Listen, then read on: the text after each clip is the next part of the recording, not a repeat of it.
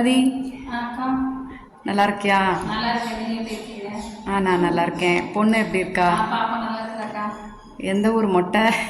திருச்சி சாத்தூர். சாத்தூர். இப்போ வந்து வளர்மதி, இவங்க பேர் வந்து வளர்மதி, பொண்ணு பேர் சாய்ஸ்ரீ. இப்போ வந்து ஆக்சுவலாக இவங்களுக்கு வந்து ஒரு சின்ன ஒரு குறைபாடு இருக்குது. சின்னதுன்னு சொல்கிறத விட பெருசுன்னே சொல்லலாம்.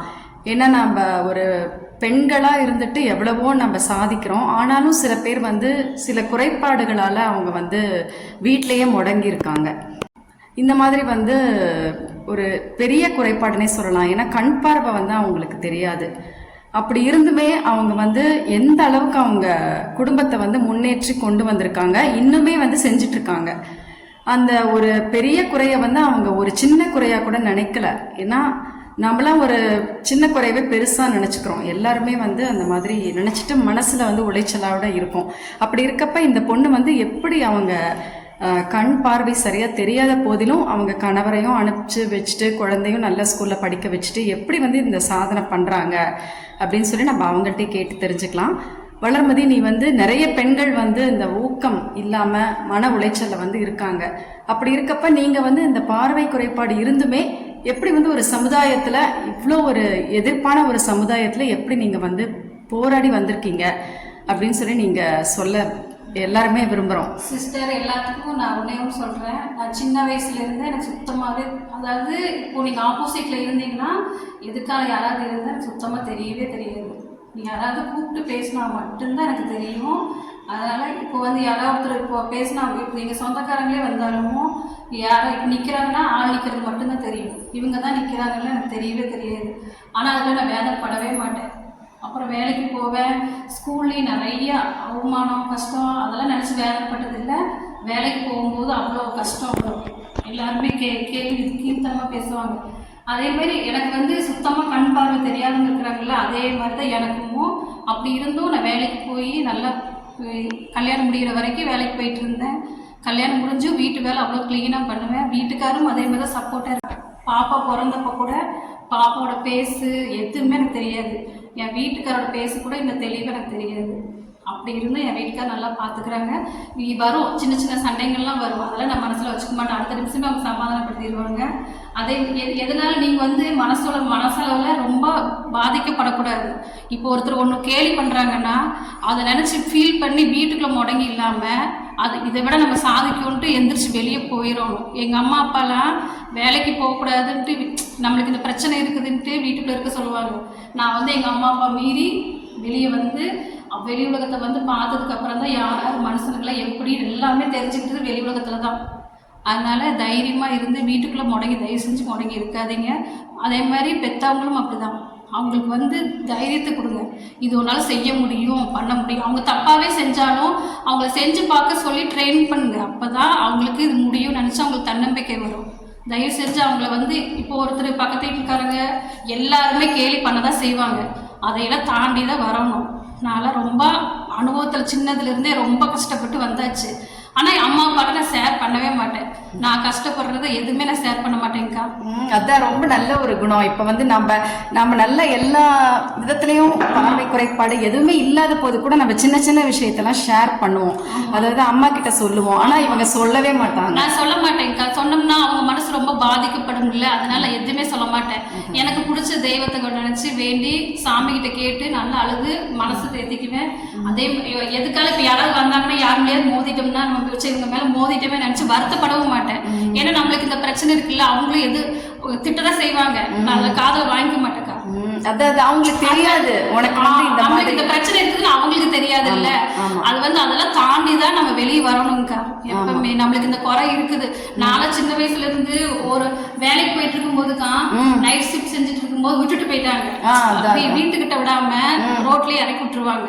அப்போ நான் ஒரு நாள் என்னாச்சுன்னா நைட்டு 3 மணிக்கு ஷிஃப்ட் முடிஞ்சு விட்டுட்டு போயிட்டாங்க. நான் என்ன பண்ணேன், எங்க வீட்டுக்கு போற தெரியல. அப்போ நான் ரோட்ல அங்கேயும் இங்கேயும் அலமோதிட்டே இருந்தேன். சாமியை தான் வேணுனேன். அப்புறம் என்ன பண்ண, விடிகிற வரைக்கும் ரோட்லயே நின்று அதுக்கப்புறம் எங்க வீட்டுக்கு போனேன்.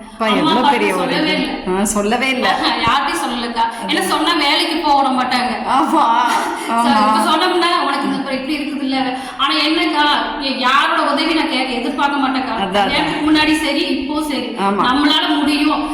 எல்லாரும் என்ன சொல்லுவாங்க, வேலைக்கு போற இடத்துல ஒன்னால இது செய்ய முடியாது, நீ வந்து செய்யாத அப்படின்னு சொல்லுவாங்க. அப்ப என்ன பண்ணுவேன், சூப்பர்வைசர்லாம் இருப்பாங்க, அவங்க லஞ்சுக்கு போகும்போது நம்மளால ஏன் முடியாதுன்னு சொல்றாங்க, அவங்க முடிவு பண்ணக்கூடாது, அது வந்து நம்ம தான் முடிவு பண்ணணும் அப்படின்னு சொல்லி அவங்க போனதுக்கு அப்புறம் அந்த வேலையை நான் செய்வேக்கா.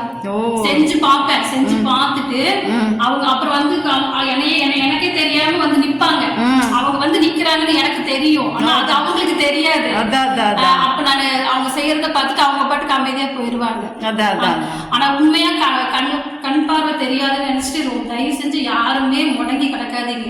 யார் என்ன சொன்னாலும்க்கா எந்திரிச்சு வெளியே வந்துடணும்க்கா. மன உளைச்சல்ல தயவு செஞ்சு யாரும் இருக்காதீங்க. மேரேஜ் ஆனவங்க, கல்யாணம் முடிஞ்சவங்க வீட்டுக்காரங்க ரொம்ப கஷ்டப்படுறதுனால காதல வாங்கிக்காதீங்க. நானும் அந்த விஷயத்துலயும் நானும் கஷ்டப்பட்டிருக்கதா இல்லைன்னு சொல்லல. எங்க ரெண்டுக்குள்ள எவ்வளவு சண்டை வரும். ஆனா என் வீட்டுக்காரர் மாதிரி யாருமே பாத்துக்கிட்டது இல்லக்கா. குழந்தை விஷயத்துலயும் சரி, என்னை பாத்துக்க விஷயத்துலயும் சரி, பாப்பா பிறந்தப்ப சுத்தமா தெரியாதுக்காரு. கடவுள் வந்து உனக்கு அந்த விதத்துல ஒரு நல்ல ஒரு கணவரை வந்து கொடுத்திருக்காங்க. நானும் ரொம்ப அழுதேக்கா, பாப்பா தெரிய மாட்டேங்கிறாலே சொல்லி ரொம்ப அழுதேன். அந்த டைம்ல அவங்க தைரியம் கொடுத்தாங்க, பாப்பா இப்படி இருக்கிறா அப்படி இருக்கிறான்னு சொல்லி இது பண்ணாங்க. தைரியம் கொடுத்து அவங்கதான் பாப்பா 1 வருஷமா வச்சு வளர்த்துனாங்க கொரோனா டைம். அதான் இந்த குழந்தை வந்து எப்படி முகம் இருக்கு அப்படின்னு கூட தெரியாம வந்து இவ்வளோ ஒரு பெரிய, அது எவ்வளவு பெரிய சாதனை. அது வந்து சத்தியமா போராட்டம். இப்ப பாப்பா எங்க சின்ன குழந்தைல விளையாண்டு இருந்தாலும் கூட தெரியாது, நான் கொலுசு வச்சுதான் கண்டுபிடிக்கிறது பாப்பாவை. அதான் எங்கேயா போனா வந்தா தெரியாது. ஆமா, இப்ப நம்ம வாடகை வீட்டுல இருக்கிறோம்க்கா, ஒவ்வொருத்தரும் ஒவ்வொரு மாதிரி பேசுறாங்க. எல்லாத்தையும் தாண்டிதான் வரணும். மனசுல எதிர்நீச்சல் பண்ணிட்டு இருக்க. ஆமா, எல்லாத்தையுமே வரணும்க்கா. ஒரு 1000 பேர் 1000 பேசுவாங்க, இவங்களுக்கு இது தெரிய மாட்டேங்குது, கேலி பண்ணுவாங்க, கிண்டல் பண்ணுவாங்க. தயவு செஞ்சு யாருமே மனசுல அதை நினைச்சுக்காதீங்க. இது மாமா எத்தனை பேர் இருக்கிறாங்க, அவங்களே உலகத்துல இருந்து வாழும் போது சாதிக்கும் போது நம்மளால முடியாதா? அதான் வீடெல்லாம் அவ்வளவு கிளீனா நீட்டா வச்சுப்பா. அப்புறம் சமையல் கூட நான் சாப்பிட்டுருக்கேன், அது வந்து டேஸ்ட் பண்ணிருக்கேன். ரொம்ப நல்லா பண்ணுவா சமையல்லாம். ரொம்ப நல்ல கண் தெரியணும் கூட அவ்வளவு நல்லா பண்ண மாட்டாங்க, அவ்வளவு நல்லா பண்ணுவா சமையல. அப்புறம் வந்து உதவி பண்ணுவா நிறைய. வந்து மனசு கேட்காது, உடனே உதவி பண்ணுவா எல்லாருக்கும். அந்த ஒரு குணம் வந்து ரொம்ப பாராட்டுக்குரியது. அதே மாதிரி வந்து அவ பொண்ணுகிட்டையும் வந்து அவ பொண்ணும் வந்து அவளுக்கு வலது கையா இருந்து எல்லாமே பண்ணிட்டு இருக்கா. என்ன சாய்ஸ்ரீ, அம்மாவை பத்தி நீ என்ன நினைக்கிற? அம்மா உனக்கு எப்படி இருக்காங்க? ரொம்ப பாசமா இருக்காங்க. நீயும் வந்து அதே மாதிரி அம்மா கிட்ட இருக்கணும், சரியா? குழந்தை வந்து சின்னவதான், 5-6 வயசு தான் ஆகுது. அதனால அவளுக்கு அவ்வளோக்கா கோர்வையா பேச முடியாது, தெரியாது. பேச ஏதாவது சொல்லு அம்மாவை பத்தி ஏதாவது. அம்மா உனக்கு ரொம்ப பிடிக்குமா? நல்லா படிப்பியா நீயே? அம்மாவை பார்த்துப்பியா? நல்லா சொல்லு. பாத்துப்ப. Very good. 11 மாசத்துல இருந்து அது நமக்கு தெரியுமில்லக்கா, அம்மா இப்படி இருக்கிறாங்கன்ட்டு. 11 மாசத்துல இருந்தே செருப்பு போடுறது, ஜட்டி போடுறது எல்லாமே அவளே சொல்லி கொடுக்கல, அவளே கத்துக்கிட்டா. அதான் நல்ல ஒரு வந்து நல்ல ஒரு உதாரணமா இருக்கு. அதாவது நிறைய பெண்கள் வந்து கண் பார்வை இல்லாம நிறைய பேர் மேரேஜ் பண்ணிருக்காங்கக்கா. இருந்தாலும் அவங்களுக்கு இன்னொன்னு சொல்றேன், அதாவது ஊனமுற்றவங்கள தான் மேரேஜ் பண்ணிருக்காங்க. இது வந்து என் வீட்டுக்கார் அந்த மாதிரி கிடையாது, ஊனமுற்றால் இல்லாதவங்க தான் ரொம்ப நல்லா வந்து அவளுக்கு எல்லாமே சரியா இருக்காரு. அவர் 2 பேருமே சரிசமமா பார்த்து மேரேஜ் பண்றாங்க. இதே மாதிரி இப்ப பெண்களுக்கு இந்த மாதிரி குறைபாடு இருந்துச்சுன்னா, ஆண்களுக்கு இல்லாம இருந்துச்சுன்னா தயவு செஞ்சு பெண்கள் ரொம்ப மன உளைச்சல் ஆக்காதீங்க. உண்மையா ரொம்ப கஷ்டம்க்கா. ஏன்னா அந்த கஷ்டத்துல இருக்கிறவங்களுக்கு தான் அந்த வலியை தெரியும். வலியை தாண்டி வராங்க, அவங்க வெளியே போயிட்டு வராங்க, அதனால அவங்களுக்கு தெரியுது. வீட்டுக்குள்ள இருக்கிறவங்களுக்கு எவ்வளவு வேதனை இருக்கும். ஆமா, ஒரு நிமிஷம் கரண்ட் போனாலே எல்லாரும் வந்து ஐயோ கரண்ட் போயிடுச்சேன்னு. அவருக்கு எப்பயுமே கரண்ட் போயிடும். கரண்ட் இல்லாம தான் இட்லி ஊத்துவேன், சாப்பாடு செய்வேன், எல்லாமே செய்வேன், எல்லாமே பண்ணுவேன். அதெல்லாம் எனக்கு ட்ரைனிங். ஏன்னா உனக்கு வந்து இப்ப பார்வையே இந்த கரண்ட் தெரியாதப்ப எப்படி தெரியுமோ அப்படிதானே உனக்கு இப்ப தெரியும். அந்த அளவுக்கு தானே உனக்கு தெரியும். இப்ப இருட்டாயிடுச்சுன்னா கரும்பு இருக்குங்கா. ஆனா நம்மளோட எப்படி சொல்றது, நிதானத்திலேயே எல்லா வேலையுமே செஞ்சிருவா. ஆமா, அந்த அளவுக்கு வந்து அதுக்கு ஒரு நிழல் மாதிரி தெரியும், ஒரு கருப்பா ஒரு இது மாதிரி தெரியும் இல்லையா உனக்கு? அந்த மாதிரி ஒரு 100% இல்ல. ஆமாக்கா, சுத்தம். இப்போ பார்வை சுத்தமா இல்லாம இருக்கிறாங்க. 90% உனக்கு தெரியாது, 10% தான் உனக்கு தெரியும். அதாவது இப்போ ஒரு நெகட்டிவ் மாதிரி. இப்போ உங்ககிட்ட நேரா ஆப்போசிட்ல பேசிட்டு இருக்கேன்னா நீங்க சுத்தமா தெரியாது. அது ஒரு வாசனை, ஒரு பேச்சு, வாய்ஸ் வச்சுதான் நீங்க தான் பேசுறீங்க அப்படின்னு கண்டுபிடிக்கிறது. ஒரு நிழல் மாதிரி கூட தெரியாது. அவ பார்வை இல்லைன்னு தான் அந்த ஒரு கேட்டகரியில தான் அவ வரா. ஆக்சுவலா மாற்றுத்திறனாளி அதுல தான் வராங்க. சுத்தமா தெரியாது. எதுக்காக நான் இந்த ஒரு பதிவு பண்ணேன் அப்படின்னு சொன்னா, எல்லா பெண்களும் வந்து வளர்மதிங்கிற பேரே வந்து ரொம்ப வளர்ந்துகிட்டே வர்ற ஒரு நிலா அப்படின்னு சொல்லி நமக்கு எல்லாருக்குமே தெரியும். அதனால எல்லா பெண்களும் வந்து ஒரு ஊக்கம் உற்சாகம் வந்து வாழ்க்கையில் இருக்கணும். எந்த குறைபாடு இருந்தாலும் அதை தாண்டி வந்திருக்கா அப்படிங்கிறப்ப எல்லாருமே வந்து இதை ஒரு உதாரணமாக நினச்சிட்டு வாழ்க்கையை வந்து நம்ம கடந்து செல்லணும். ஏன்னா நம்ம உயிரோட இருக்கிற வரைக்கும் நம்ம கடமைகளை செஞ்சு தானே ஆகணும். அதை வந்து எவ்வளோ உற்சாகமாக அவள் செய்கிறா அப்படின்னு வந்து எல்லாருக்கும் தெரியப்படுத்தணும் அப்படின்னு சொல்லி தான் வளர்மதி அவர்களை வந்து நான் கூப்பிட்டுருந்தேன். ரொம்ப நன்றி வளர்மதி. இறுதியாக ஏதாவது பெண்களுக்காக வந்து பிரத்யேகமாக நீ ஏதாவது சொல்ல விரும்புறியா? பெண்களுக்காகனா எதுக்குமே கவலைப்படாதீங்க. இந்த மாதிரி குறை இருக்குதுன்னு தயவு செஞ்சு நினைக்காதீங்க. இதுக்கு கீழே இருக்கிறவங்க எத்தனையோ பேர் இருக்கிறாங்க. அதை நினைச்சு மனசு தைரியப்படுத்தி அதை நினைச்சு வாழ்ந்துக்கோங்க. அதே மாதிரி கல்யாணம் ஆனவங்களும் சரி, மனசளவுல பாதிக்கப்பட்டிருந்தாலும் அதை நினைச்சு ஃபீல் பண்ணாதீங்க. அப்ப யாரும் என்னமோ பேசிட்டு போறாங்க, அதெல்லாம் தாண்டி வந்துருங்க தயவு செஞ்சு. நானும் அப்படிதான் சின்ன வயசுல இருந்து ரொம்ப மனசளவுல காயப்பட்டிருக்கிறேன். ஆனா அதை நான் மனசுல வச்சுக்க மாட்டேன். மனசுல நினைச்சு கவலைப்பட மாட்டேன். அது யாரும் என்னமோ பேசிட்டு போறாங்க, நம்ம எதுக்கு அவங்க நினைச்சு நம்ம வேதனைப்படணும். அதனால என் வீட்டுக்காரே திட்டினாலும் நான் கவலைப்பட மாட்டேக்கா. அது நல்ல ஒரு மனசுல ஏதாவது வச்சாதான் மனசுல பாரமா இருக்கும், அழுத்தமா இருக்கும்.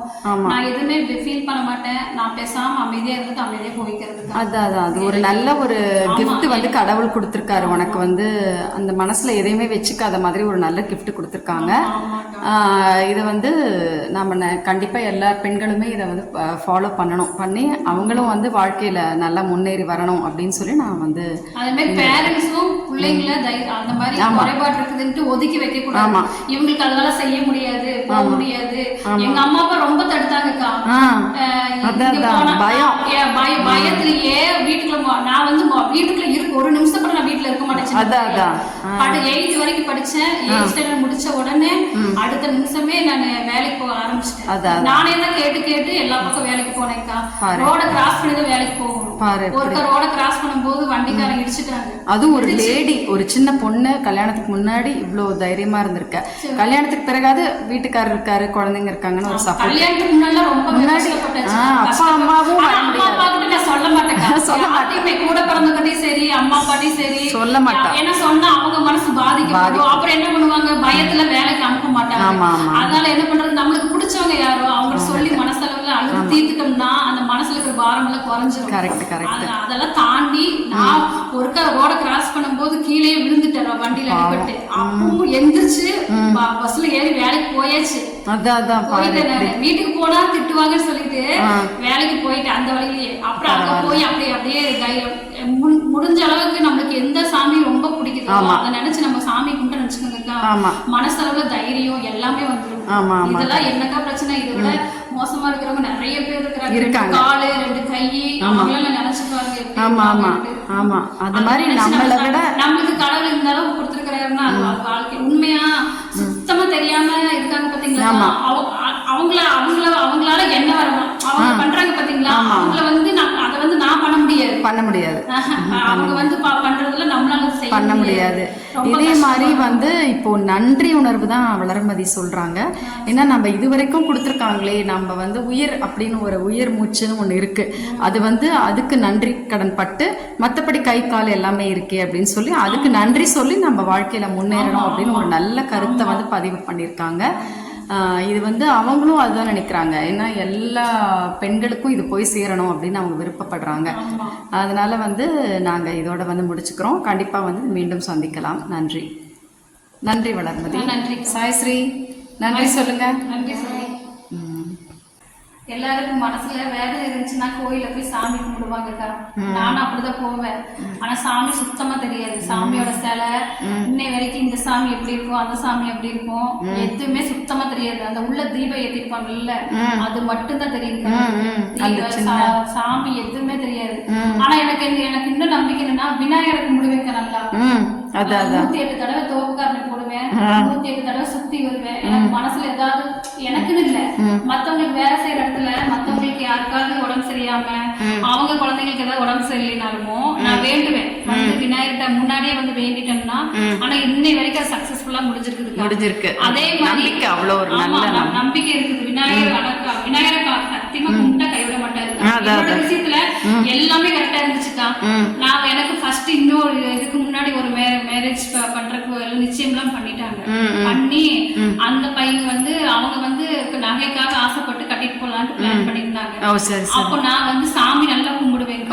இருந்த சின்னதுல இருந்தே நான் விநாயகருக்கு ஓம் கங் கணபதியை போற்றி சொல்லி 108 தடவை எழுதி மாலையா போட்டு சாமிக்கு போடுவேன். சரி, அது போட்டுட்டு இருக்கும் போதுதான் இந்த பேச்சுவார்த்தையில எங்க அம்மா அவங்க பேசுனதுல எங்க அம்மா அப்பாட்ட சொல்லல. அப்ப நான் அந்த மந்திரத்தை எழுதிட்டு இருக்கும் போது என்னையே அறியாம இந்த மாதிரிலாம் சொல்றாங்கம்மா, மேரேஜ் ஆன உடனேயே நகையெல்லாம் வித்து மளிகை கடை வைக்கணும்னு சொல்றாங்க, நீங்க போடுறத வச்சு அப்படின்னு சொன்னதுக்கு அப்புறம் எங்க அம்மா பொண்ணே போகல, அதுக்கு முன்னாடியே நகையை பத்தி பேசுறாங்க. நகைக்காக தான் கல்யாணம் பண்ணாங்களா உடனேன்னு சொல்லி அவங்க கிட்ட பேசி பேச்சுவார்த்தை வந்து சண்டை வந்துருச்சுக்கா. சண்டை வந்து அவங்களோட பையனோட அம்மா அப்பா வந்து என்ன சொல்லிட்டாங்க, நீ உனக்கு இந்த ஊர்ல செட் ஆகாது, கோயம்புத்தூர் தான், கோயம்புத்தூர் மாப்பிள்ள தான் வேணுங்கிற, நீ கோயம்புத்தூர்லயே இருந்து கோயம்புத்தூர்லயே செட்டில் ஆயிக்கோ அப்படின்னு சொன்னாங்கக்கா. நான் ரொம்ப அழுதேன். அப்ப நான் யோசிச்சு பார்த்தேன், நம்ம எதுக்கு அழுகணும்? நிச்சயதார்த்தம் நடந்து அடுத்த நாள் வேலைக்கு போயாச்சுக்கா. சாமிகிட்ட போய் அன்னைக்கு சாயந்தரமே சாமிகிட்ட போய் நின்று அழுதேன். ஏன்னா சாமி கிட்ட முன்னாடி வச்சுதான் சேலை எல்லாம் வச்சு சாமி கும்பிட்டு எடுத்துட்டு போனேன். அப்புறம் நான் சாமி கிட்ட வச்சு நடந்தப்ப நான் நினைச்சேன், ஒருவேளை சாமிக்கு இந்த இது பிடிக்கலையா, அதனால நின்றுச்சு நினைச்சு மனசு தேத்திக்கிட்டேன். அப்ப நான் என்ன சொல்லி வேண்டும்னா விநாயகர்கிட்ட, இவங்க வந்து இப்படி சொல்லி என்னை அலக்கடிச்சிட்டாங்க, அதனால எனக்கு அவனுக்கு அந்த பையனுக்கு முன்னாடி எனக்கு மேரேஜ் ஆகணும் 3 மாசத்துல அப்படின்னு சொல்லி விநாயகர் சொல்லி அழுதக்கா. அடுத்த 3 மாசத்துல எனக்கு இவங்க வந்தாங்க, மேரேஜ் ஆயிடுச்சு. கடகடன் மேரேஜ். அவங்க அப்பா ரொம்ப நல்லா வந்து பார்க்கவும் நல்லா இருப்பாரு. அதே சமயத்துல அவர் நல்ல மனுஷனும் கூட. நல்லா வந்து ஒரு ஒய்ஃபை வந்து நல்லா பார்த்துக்கிறாரு. இதுல வந்து முக்கியமா ஒண்ணு என்ன எல்லாரும் தெரிஞ்சுக்கணும்னா, வளர்மதிக்கு வந்து கடவுள் நம்பிக்கை ரொம்ப ஜாஸ்தி. அதாவது விநாயகரை பற்றி இப்போ அவங்களே சொன்னாங்க.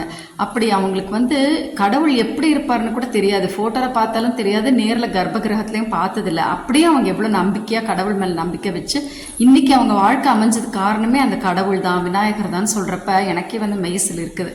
அந்த மாதிரி எல்லா பெண்களும் வந்து இதை பார்த்துட்டு, இந்த பதிவை பார்த்துட்டு கண்டிப்பாக வந்து கடவுள் நம்பிக்கையும் வளர்த்துக்கணும். அதே சமயத்தில் அவங்களோட மன தைரியத்தையும் வந்து அதிகப்படுத்தணும் அப்படின்னு சொல்லி நான் விரும்புகிறேன். அவங்களும் அதே தான் விரும்புகிறாங்க. சரி வளர்மதி, ரொம்ப நன்றி. சரிக்கா.